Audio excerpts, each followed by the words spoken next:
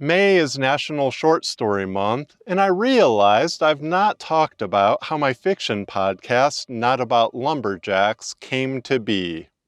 I've always loved short stories. As a kid, no book in our house was off limits. But that didn't mean my mom, when I was younger, didn't try steering me toward particular stories more suited to my age. Two favorites as a kid were The Ransom of Red Chief and The Secret Life of Walter Mitty. But of course, growing up in a house with a bunch of readers, I wanted to read what my mom, stepdad, and my older sister were reading. I wanted to read serious fiction. Of course, all those novels were daunting to me as a 10-year-old, but there was one book that got my attention. John Cheever's Stories. I can't remember how long it took me to get through the book, and it's highly likely that I didn't even read all the stories, but it was my introduction to literary fiction. As a kid, I was interested in becoming a writer one day, but I had no idea where to begin. So the natural start is short fiction. In fact, when I was 20 and began taking writing seriously, I started with short stories. I ended up in a community college and enrolled in the only creative writing class I've ever taken. Our focus was on short stories. Most of those early stories were just sort of quirky experimental things or a lot of horror. My instructor recognized there was another kind of fiction I wanted to be writing, but I just wasn't confident enough.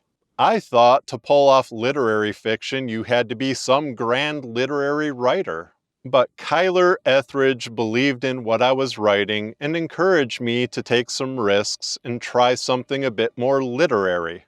And that mix of literary and genre fiction is still going strong with me today. Eventually, though, I strayed away from short fiction. I focused on comic books because I was seeing my comic work published, and then I moved on to screenplays and novels. I'd gone years without writing a short story, and I missed it. So what does all this have to do with how Not About Lumberjacks came to be? In the summer of 2015, I attended the Podcast Movement podcast conference in Fort Worth, Texas. I knew I wanted to do a show of my own. I'd already been doing a show with a friend for years, but I had no idea what that show would be. And there on the floor of Podcast Movement, I saw it. Two hipsters, one of them rocking a lumberjack flannel in 100-degree plus heat. And the name Not About Lumberjacks just popped into my head. But what would the show be about? And then, like a light from above, it all seems so obvious. In 2010, following a layoff, I recorded my first novel, Hell Comes with Wood-Paneled Doors, and I released it as a podcast. It went on to have over 150,000 downloads, so I figured, okay, this Not About Lumberjacks thing, I should write, record, and release short stories. And that's how the show came to be. And it turned out to be such a great idea. Not because people listen, but because it's the most rewarding creative thing I have ever done. There's no grand goal. I'm not shooting for the 150,000 plus downloads again. I just want to write the stories that are bouncing around in my head. Along the way, though, it's picked up attention from writers and other creative people I respect, and it was a selected story in the Here Now Short Fiction and Arts Festival. Personally, my favorite thing about the show is every November when I write the most not About Lumberjacks story of the year.